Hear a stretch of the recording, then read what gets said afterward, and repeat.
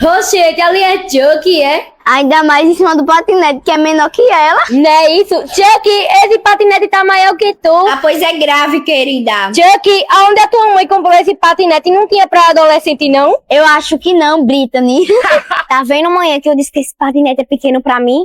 Chuck não liga pra o que elas estão falando. Esse patinete é do tamanho ideal pra você. É não, viu? E esse patinete é pra uma criança de 5 anos. E eu tenho 13 anos. Mas pra mim, você tem 5 anos. Ei, Chuck, tu não pode me emprestar esse patinete, não? Eu tenho uma irmãzinha de 5 anos.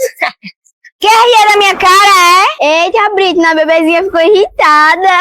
Por que vocês não vão procurar o que fazer, hein? Eu já procurei o que fazer e a gente tá aqui arriando da tua cara.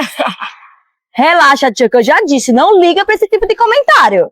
Ah, é? Falar é fácil, né, manhã? Devia estar aqui no meu lugar com um patinete de uma criança de 5 anos. Então, né?